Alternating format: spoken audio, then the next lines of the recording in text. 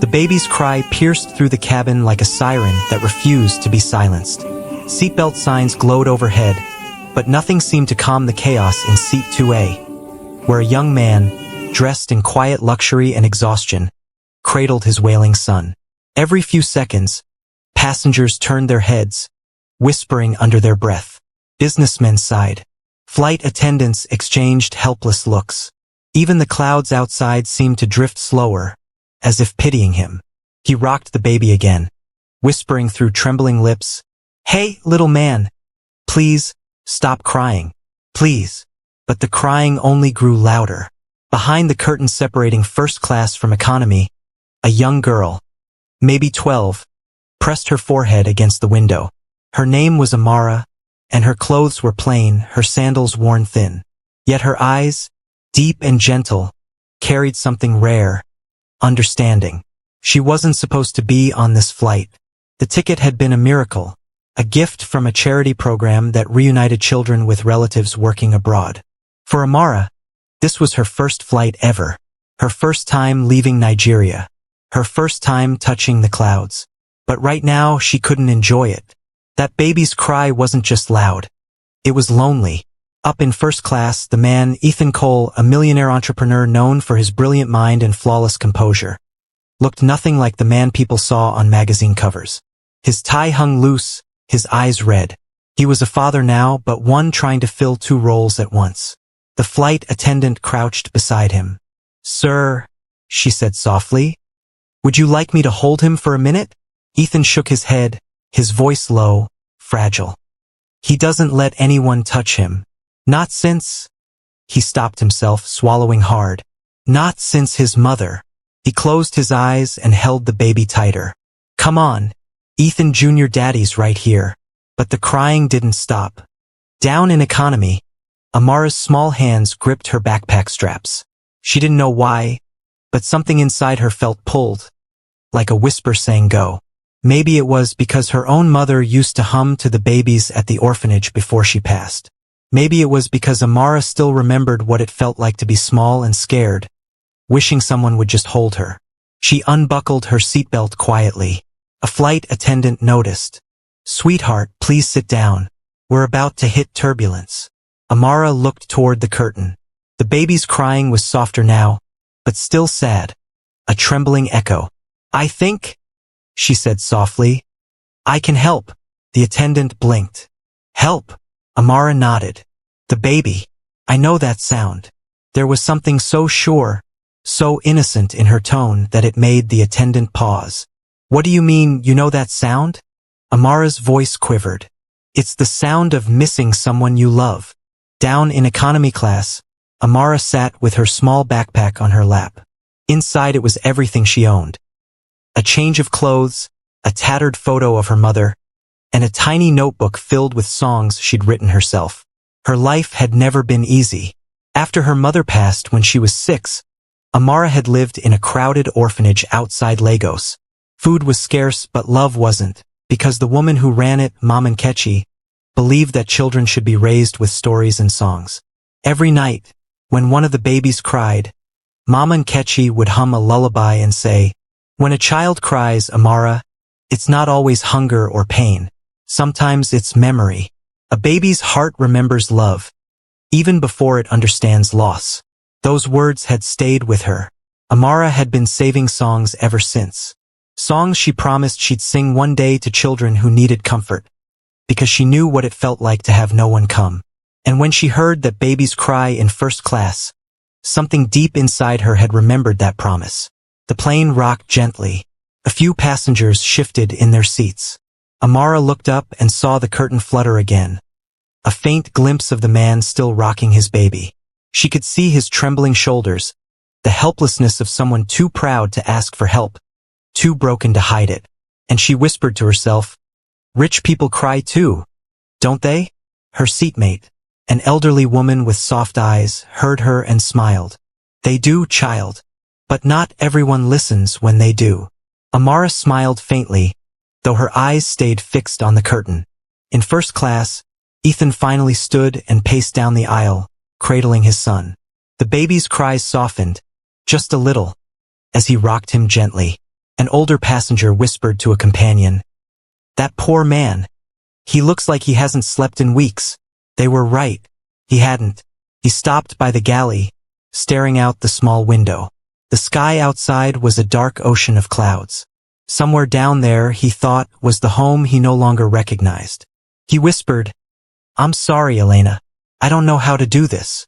Behind him, one of the flight attendants tried to take the baby, but Ethan shook his head.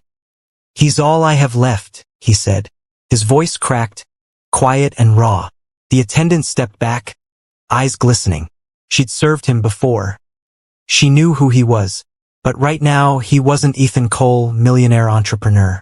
He was just Ethan, a man trying not to break apart at 30,000 feet. Meanwhile, Amara took a deep breath. She didn't have much, not money, not fame, not even certainty about where she was going. But she did have something that had carried her through every storm so far. A heart that refused to ignore someone else's pain. She reached for the small charm on her necklace. A wooden dove, carved by her late mother, and whispered, Mama, if you were here, you'd go help that baby. She waited for a moment, then stood. The elderly woman beside her touched her wrist. Child, where are you going? Amara smiled gently. To do what my heart keeps telling me. And with that, she started walking up the aisle, every step small but steady, toward the crying baby, and the man who was about to discover that sometimes angels wear hand-me-down shoes. The plane hummed with the quiet rhythm of air pressure and engines, but inside, tension still lingered like a held breath. Amara stopped before the curtain that divided the cabin, the invisible wall between the people who had everything and those who had nothing. She hesitated only for a moment. Then, with a courage that felt older than her years, she pushed it aside. The hum of first class was different. Softer lighting, wider seats, expensive perfume in the air. Every head turned when they saw her. A small, dark-skinned girl in a plain yellow dress, walking barefoot down the plush carpet because her sandals had come loose.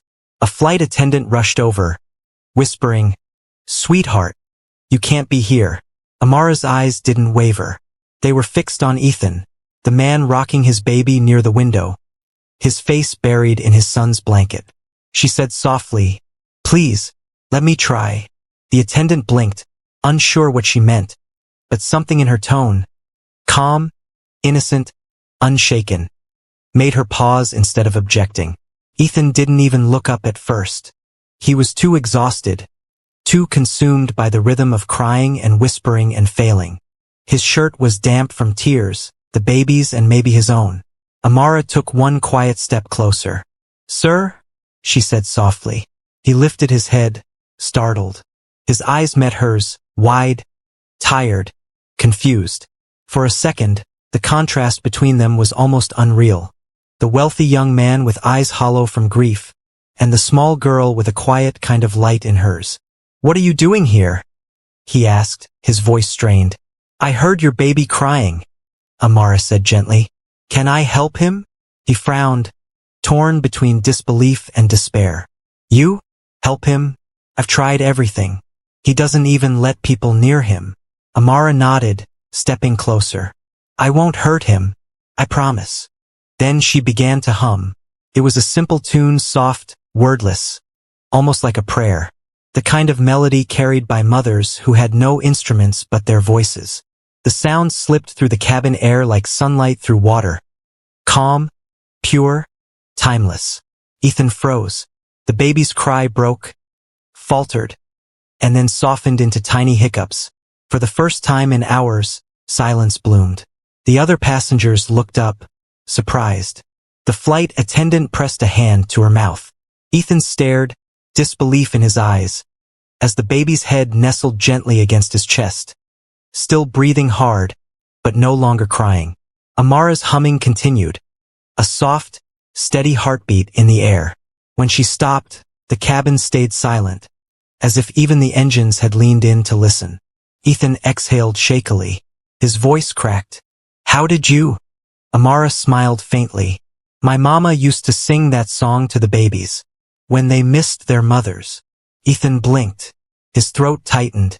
He hasn't stopped crying since she died. Amara's smile faded into something tender. Then maybe he just needed someone who remembers what missing feels like. In that moment, something unexplainable happened. A rich man's grief met a poor girl's compassion, and the world between them disappeared. Because sometimes, healing doesn't come from medicine or money. It comes from a melody sung by someone who has known pain and still chooses kindness. The baby sighed softly and fell asleep against Ethan's shoulder. And for the first time since the funeral, Ethan closed his eyes without fear. Not because the pain was gone, but because someone had helped him carry it. He looked at the girl sitting quietly beside him now, her eyes half closed, humming the last note of her song. He whispered, "What's your name?" "Amara," she said softly. "It means mercy."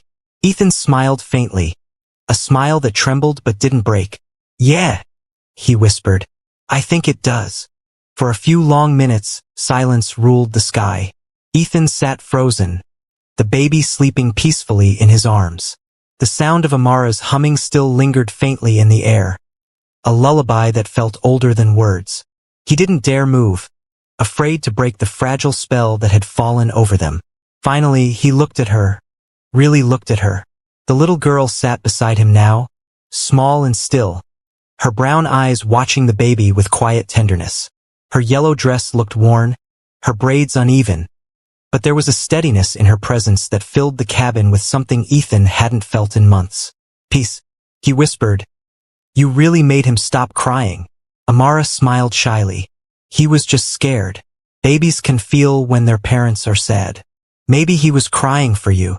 The words hit deeper than she could have known. Ethan looked away, his jaw tightening. "Yeah, maybe he was." He glanced at her again. "Where are you flying to, Amara?" She shifted her backpack on her lap. "To London. There's a school there a charity sent me. They said I could study for free if I keep my grades high." "Alone?" Ethan asked. She nodded. "Yes, sir. But it's okay. Mama Nkechi says I'm brave." Ethan frowned slightly. "Who's Mama Nkechi?" "The woman who raised me after my mother went to heaven. She said I had a big heart, but that sometimes big hearts get hurt. She said I should never stop using it anyway." Ethan exhaled slowly. He hadn't heard words that pure in a long time. Most people around him spoke about profit, strategy, image, not about hearts, not about kindness. One of the passengers in first class, a woman draped in diamonds, leaned toward her friend and whispered, just loud enough, "What's a child like that doing up here?" Ethan's head snapped up. The old instinct, the defensive, cold businessman in him almost surfaced. But when he saw Amara flinch, he felt something twist inside him. He turned to the woman and said quietly, "She's the only person who could calm my son. Maybe she deserves that seat more than anyone here." The woman looked away, embarrassed. Amara lowered her eyes. "You didn't have to say that," she whispered. "Yes, I did," Ethan replied softly. For the first time, Amara smiled without hiding it. The flight attendant returned, offering warm towels. Ethan declined, still cradling his son. He glanced at Amara. "Would you like something to drink?" She shook her head politely. "No, thank you. I'm okay." Ethan noticed her hands, small and cracked, as if they'd known work far older than her age. Something about that sight stirred him. He'd grown up with every comfort, yet here was a child who had nothing and still carried light in her. "Amara," he said quietly, "why did you come here? Why help a stranger?" She thought for a moment. Then she said, "Because someone once helped me when I was crying too. I didn't know her name. She just held me till I stopped. Sometimes we don't need to know people to feel their pain." Ethan stared at her, lost in thought. Something about those words, the rhythm, even her tone. It echoed something Elena used to say. "Love is just pain that learned how to listen." The same sentence, the same warmth. He blinked hard, suddenly overwhelmed. Life has a strange way of sending us mirrors. People who remind us of what we've lost, or what we're afraid to feel again. Sometimes they arrive in unexpected forms. A stranger, a child, a song. But they come to whisper the one thing we forget when our hearts break. You are not alone. As the flight continued, Ethan asked the attendant if Amara could sit beside him for the rest of the journey. The woman hesitated, then smiled faintly. She seems to be doing better for the baby than anyone else here. Amara laughed softly. He likes music. Ethan tilted his head. Do you? She nodded. I write songs sometimes. I want to make music that makes people's hearts feel full. Ethan's lips curved into the faintest smile. I think you already do. For the first time since his wife's death, laughter soft, cautious, escaped him. Felt unfamiliar on his tongue. But good. The baby stirred and looked up at Amara, eyes wide and curious. She touched his tiny hand, whispering, Hey, little prince. Ethan raised a brow. Prince. She grinned. Of course. Every child's a prince or princess to someone. They just have to be reminded. Ethan's chest ached. Elena used to say that too. He looked at the window, the night sky stretching endlessly ahead. Something deep inside him, something buried under months of grief, began to thaw. He didn't understand it, but he didn't fight it either. As the lights dimmed and passengers settled in for the night, Ethan found himself whispering, Thank you, Amara. She blinked. For what? For reminding me that my son isn't the only one who still needs to be held. Amara smiled softly. You're welcome, sir. And for the first time in months, Ethan Cole, the man who had everything but peace, closed his eyes and slept soundly. The plane touched down in London under a soft curtain of rain. Amara pressed her face to the window, her breath fogging the glass as the city lights blurred into gold and gray. She couldn't believe she was really here, the place she'd only ever seen in textbooks and dreams. Ethan glanced at her, amused by her wonder. First time out of your country? She nodded. Yes, sir. It feels like stepping into a storybook. He smiled faintly. Maybe it is. But beneath the warmth of that moment, a heaviness began to stir. Ethan hadn't been to London since that night. The night the ambulance lights flashed against the rain-slick street. The night his wife Elena slipped away after childbirth. He had sworn he'd never return. Yet here he was, holding the child she left behind, sitting beside a stranger who somehow made him feel she wasn't completely gone. As they disembarked, Ethan's private car awaited on the tarmac. Sleek, dark, guarded by 2 assistants. He turned to Amara. Let me take you to your school. It's late. She hesitated. You don't have to. I want to. He interrupted gently. You've already done more for me than you realize. Amara looked at the baby sleeping peacefully in his arms and smiled. Okay. The ride through London was silent at first. Raindrops tapping against the windows, streetlights painting streaks across Ethan's face. Amara kept her gaze outside, whispering, So many lights. It's like the sky fell to the ground. Ethan chuckled softly. You have a poet's eyes, Amara. She shrugged shyly. Mama Nkechi says words are my friends. They helped me when no one else could. He glanced at her. How did you meet her? Amara looked down. She found me at the orphanage. I was 3, they said. No one came for me. Mama Nkechi worked there part-time. She took me home one night when I had a fever. She wasn't rich, but she gave me songs and stories instead. She said I was born with a song inside me, that maybe one day someone would hear it. Her voice grew softer. I never knew my parents. Only a name on the cloth I was wrapped in, Elena. Ethan's body stiffened. The sound of that name hit him like a bullet through fog. He turned slowly. What did you say? She blinked. Elena. It was embroidered on the edge of my blanket. Why? Ethan's chest tightened. He looked at her face, the wide brown eyes, the curve of her smile. He had thought it was just the light on the plane, but now he saw it clearly.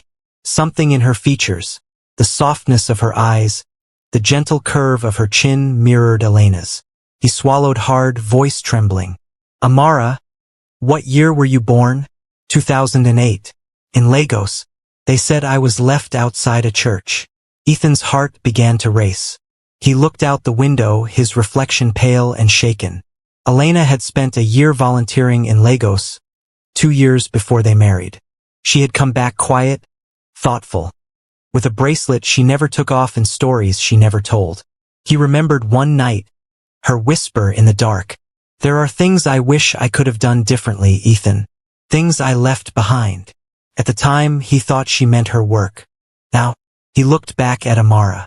She was humming again softly, the same tune she had used to calm his son. A tune he'd never heard before, until that moment he realized he had. Elena used to hum it when she was pregnant. The room seemed to tilt. They arrived outside a small gated compound, the school arranged by the charity. Amara looked up at it, smiling nervously. It's beautiful, she said. Ethan's hands shook slightly as he helped her out of the car. Amara, he said slowly, can I ask, do you still have that blanket? She nodded. Yes, sir. Mama Nkechi said I should always keep it. She reached into her small backpack, pulling out a faded piece of cloth, soft blue, worn by years, with the embroidered words still visible under the streetlight. Elena. Ethan's breath caught. He felt the ground shift under him, the past folding in on the present like a secret unburied too late. His voice was barely a whisper. That name. It belonged to my wife. Amara frowned, not understanding. Your wife. He nodded, tears blurring his eyes. She volunteered in Nigeria years ago, at an orphanage near Ibadan. She never told me much about it. He paused, voice breaking. Amara, what if? She shook her head, eyes wide. No, that can't be.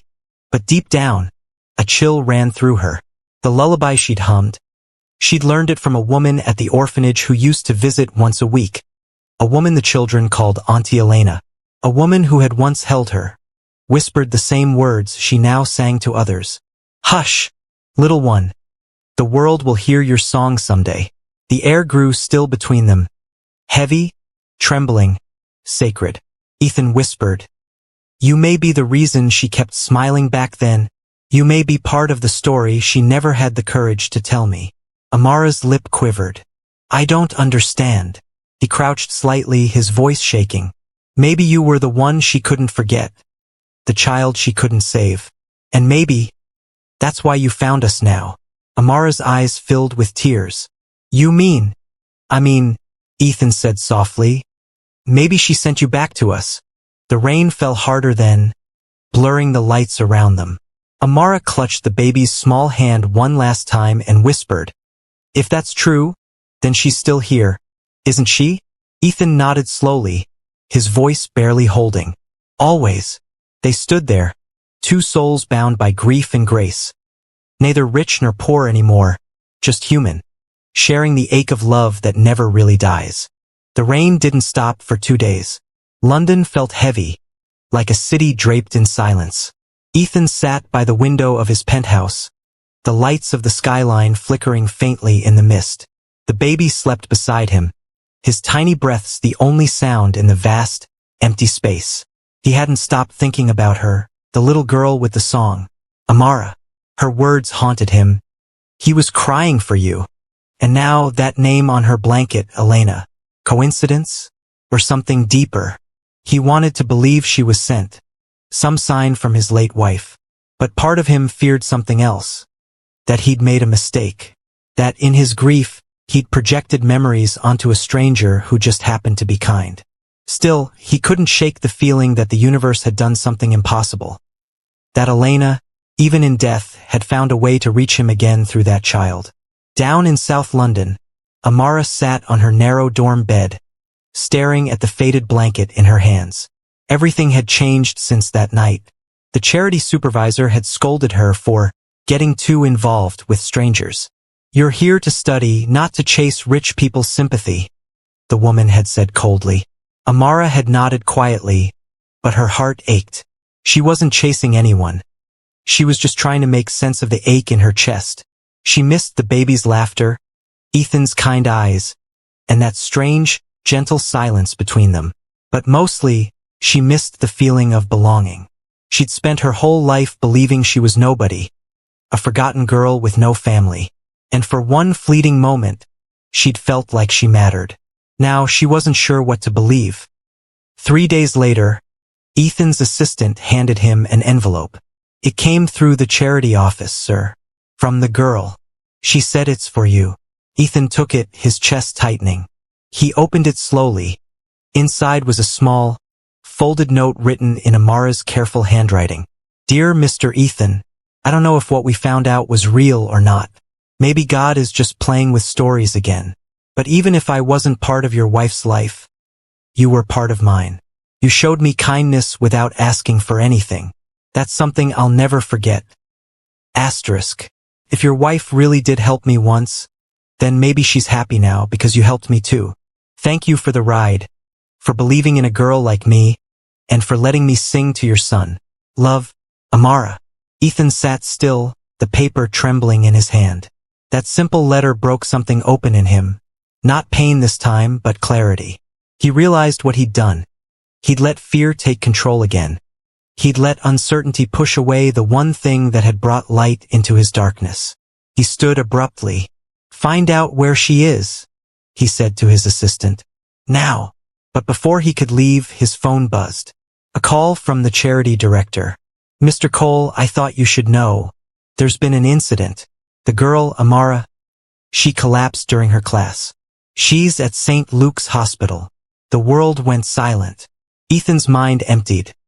No words, no breath. Just the sound of rushing blood in his ears. He grabbed his coat and ran. At St. Luke's, the hall smelled faintly of disinfectant and rain. Nurses moved quickly, voices hushed. When Ethan arrived, they told him she was stable. Dehydration, exhaustion, stress. But when he saw her through the glass window, his heart broke. Amara looked so small on the hospital bed, for lines running down her fragile arms. The blue blanket lay folded on her chest. Even asleep, her lips moved faintly, whispering something. He stepped closer and realized she was humming. The same lullaby. But before he could leave, his phone buzzed. A call from the charity director. Mr. Cole, I thought you should know. There's been an incident. The girl, Amara, she collapsed during her class. She's at St. Luke's Hospital. The world went silent. Ethan's mind emptied. No words, no breath. Just the sound of rushing blood in his ears. He grabbed his coat and ran. At St. Luke's, the hall smelled faintly of disinfectant and rain. Nurses moved quickly, voices hushed. When Ethan arrived, they told him she was stable. Dehydration, exhaustion, stress. But when he saw her through the glass window, his heart broke. Amara looked so small on the hospital bed, for lines running down her fragile arms. The blue blanket lay folded on her chest. Even asleep, her lips moved faintly, whispering something. He stepped closer and realized she was humming. The same lullaby. Ethan sat beside her all night, the baby asleep in his arms. He told her stories about Elena, about how she used to hum the same song while painting, about how she always believed that love doesn't end when people do. I think you proved her right, he whispered, voice trembling. Amara stirred weakly, opening her eyes. You came. He nodded. I should have never let you go. She smiled faintly. You didn't. You were in my prayers. He swallowed hard. You need rest, Amara. No more pushing yourself too hard. She turned her head, eyes glassy but peaceful. I just wanted to be good enough for the world that forgot me. Ethan's voice broke. You already are. You always were. As dawn crept through the window, painting gold across the floor, Amara whispered, Mr. Ethan? Yes. Can I tell you something? Of course. When I was little, I used to dream that someone would come for me. Not because I was special, but because they saw me. Really saw me. Tears filled his eyes. You've been seen, Amara. And you've changed more than you know. She smiled weakly. Then maybe that's enough. Her eyes fluttered closed again, the lullaby still humming softly between them. Ethan bowed his head, whispering a prayer to no one and everyone. He had lost one Elena, but he refused to lose this girl who somehow carried her light. Love isn't always loud. Sometimes it's the whisper that keeps us from breaking, the hand that reaches back when the world turns away, and sometimes it wears the face of a stranger who feels like home. The morning sunlight filtered through the hospital blinds, soft and golden, like forgiveness made visible. Amara slept peacefully now, her breathing steady, the soft rise and fall of her chest matching the rhythm of Ethan's heartbeat as he sat beside her. He hadn't left her side in 2 days.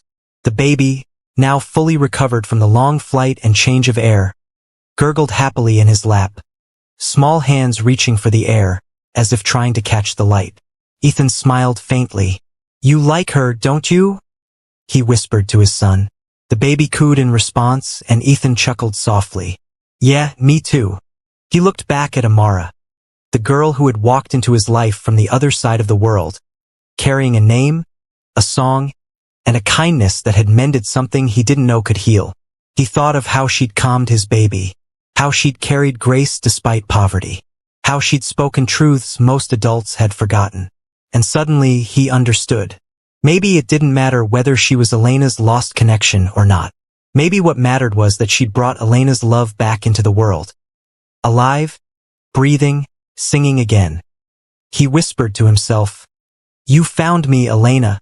You found us, through her."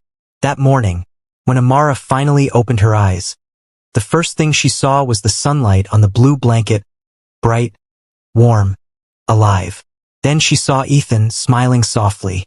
"You're awake," he said gently. She nodded, her voice raspy. "Did I sleep long?" 2 days, he said. "But don't worry. The world waited for you." She laughed weakly. "I didn't mean to scare you." He leaned forward slightly. "You didn't scare me, Amara.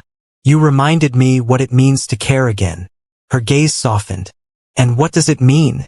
Ethan took a deep breath. "It means giving without counting, loving without reason, hoping even when it hurts." Amara smiled faintly. Mom and Nkechi used to say that hope is the only thing God never takes back. He nodded slowly. "Then maybe that's why you were sent to us." Later that day, the doctor walked in with the nurse. "She's recovering fast," the doctor said, impressed. "You can discharge her tomorrow." Ethan thanked him, relief washing over his face. Amara frowned. "Tomorrow? But where will I go?" "The school said I need a guardian before I can return." Ethan looked at her for a long moment, and then, quietly but firmly, he said, "You'll come with us." Amara blinked. "What?" He smiled. "You helped my son when I couldn't. You reminded me what love feels like. You belong with us, at least until you're ready to fly on your own." Tears welled in her eyes. "But I can't stay in your world. I don't belong there." Ethan reached for her hand. "Amara, my world stopped belonging to anyone the day Elena died. You brought it back to life. Maybe it's time I share it again. Not out of charity, but out of gratitude." Her lips trembled. "You mean, like family?" He smiled gently. "Exactly like family." Amara covered her mouth, overwhelmed. "No one's ever said that to me before." "Well," Ethan said softly, "get used to it. Sometimes the miracle isn't that we find the people we've lost. It's that love finds new places to live. It takes the shape of a song, a smile, a hand that doesn't let go." Have you ever felt like life brought someone into your world right when you needed them most? Not by chance, but by design? Tell me in the comments. I'd love to hear your story. That evening, when they left the hospital, the sky was painted with streaks of amber and pink. Amara held the baby in her arms as they stepped out of the doors together. London no longer looked gray. It looked like possibility. Ethan led them to the car, pausing for a moment to look at her. "You know," he said, "you once told me you wanted to write songs that make hearts feel full." Amara nodded shyly. He smiled. "Maybe you already have." That night, back at his home, the baby slept soundly in his crib. Ethan stood at the window watching the lights below. He felt peace, a peace he thought he'd never feel again. He turned when he heard soft footsteps. Amara stood at the doorway, her blanket draped around her shoulders. "Mr. Ethan?" she said quietly. "Yes, Amara? Do you think your wife would have liked me?" He smiled gently. "She would have loved you." Amara smiled, her eyes bright with tears. "Then maybe I'm where I'm supposed to be." Ethan nodded. "You are." And for the first time since the accident, he didn't feel the crushing weight of loneliness. because the house no longer echoed with silence. It hummed with lullabies, laughter, and something sacred, the rebirth of love. 3 months later, the city was bathed in spring, daffodils in bloom, the Thames shimmering beneath soft light. Ethan's home no longer felt like a mausoleum. It felt alive. Laughter echoed through the hallways. Small, unrestrained, beautiful. It came from Amara. She was sitting on the living room floor, a guitar in her lap, the baby beside her banging softly on a toy drum. Her voice, gentle, untrained, but full of soul, filled the air as she sang the lullaby that had once calmed the crying child on that airplane. Ethan stood by the doorway, watching, smiling quietly. For the first time in years, he felt whole. But not everyone approved. News had spread. Reclusive millionaire Ethan Cole shelters poor African orphan girl. Gossip columns twisted it into scandal. Business partners whispered that grief had made him reckless. And tonight, at the annual Cole Foundation Gala, those whispers would face him head-on. The ballroom glittered with chandeliers and murmured judgment. Ethan stood in a black tuxedo, baby in his arms. The crowd of investors and donors surrounded him. Old money, sharper tongues. "Mr. Cole," one of them drawled, sipping champagne. "We hear you've taken in a young guest?" Ethan smiled politely. "You could say that." A woman leaned closer, voice dripping with condescension. "Charity is admirable, of course. But one must be careful not to blur the lines between generosity and sentimentality." Another added with a smirk. "Rumor says she even lives under your roof. Rather unconventional, isn't it?" The room chuckled softly. Ethan's smile didn't waver. "Unconventional," he said evenly, "is another word for necessary." The woman blinked. "Excuse me?" Ethan set his glass down. His voice grew firmer. "You all knew Elena, my wife. You knew her heart. She believed that every act of love is an act of legacy. If any of you think compassion has a class boundary, then you never really knew her at all." The room fell silent. At that moment, the doors opened. Amara stood there, hesitant, but radiant in a simple white dress Ethan's sister had helped her pick out. The blue blanket was draped over her shoulders like a shawl. Conversations stilled. Dozens of eyes turned. Whispers rose like wind. "That's the girl." For a second, Amara wanted to run. But then she saw Ethan's steady gaze, calm and sure. And behind him, a portrait of Elena hung on the far wall, smiling as if watching over them. Something inside Amara steadied. She stepped forward. Ethan met her halfway and said gently, "You ready to show them what love sounds like?" She nodded. "Yes, sir." He turned to the guests. "Ladies and gentlemen, I'd like to introduce someone very special.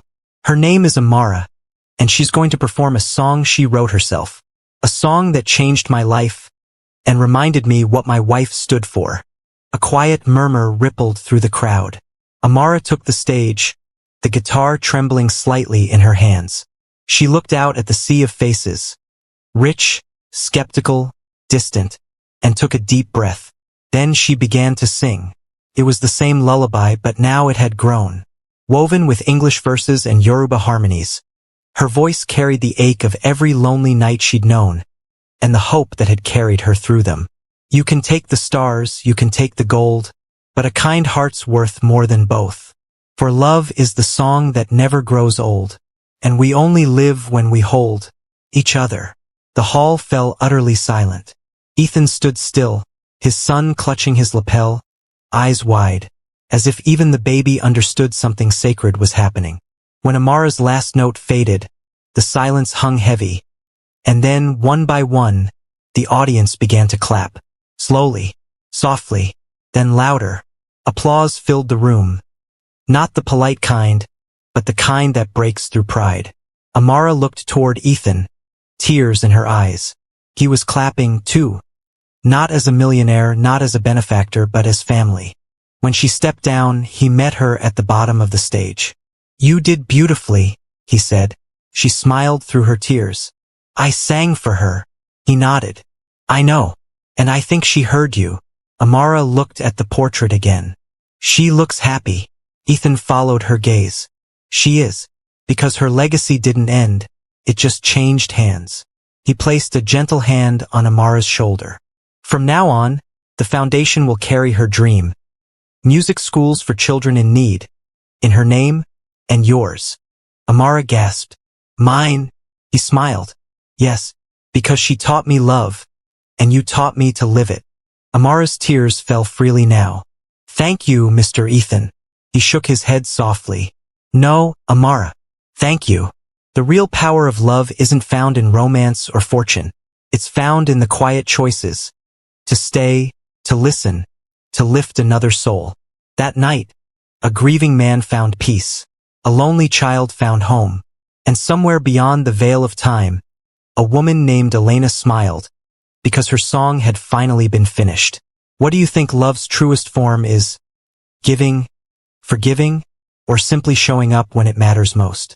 Share your answer in the comments. Your words might touch someone who needs them tonight. Amara knelt beside him and added something else. The small beaded bracelet she'd worn since she was a child. For her, she said. Because she helped me find you. Ethan looked at her. Really looked. And realized that this girl, once a stranger, had become part of his life's new rhythm. He reached out and squeezed her hand. You'll never have to go back to that shelter, Amara. You have a home now. Her eyes widened. You mean? He nodded. This is your home, if you'll have it. You and him, my son. You're both my reason to keep living. Tears welled in her eyes as she looked out to sea, then back at him. For the first time in my life, she said. I feel seen. He smiled. Then we're even. You saw me when no one else did. The baby stirred in her arms, cooing softly. Ethan leaned down and kissed his son's forehead. He's finally calm, he said with a gentle laugh. Amara smiled. Maybe he knows he's safe now. The wind picked up, carrying the scent of salt and lilies. Together, they released the flowers into the sea, white petals scattering like blessings across the waves. Sometimes, miracles don't come with thunder or wings. They come in the quiet, in the kindness of a stranger, the innocence of a child, the courage to love again. Ethan Cole didn't just find peace, he found purpose. And Amara, the poor girl from Lagos who once sat in economy class, found more than a dream. She found a family. Somewhere above them, in heaven's soft hum, a woman's lullaby played again. The same song Amara had sung, only now 3 hearts sang it together. That evening, as the sun dipped beneath the waterline, Ethan carried his son back to the car. Amara lingered for a moment, watching the waves turn gold, whispering a prayer of gratitude. For the plane ride that changed her life. For the man who saw her worth. For the baby who reminded her what love sounds like. Have you ever met someone who changed your life in the most unexpected way? Share your story in the comment.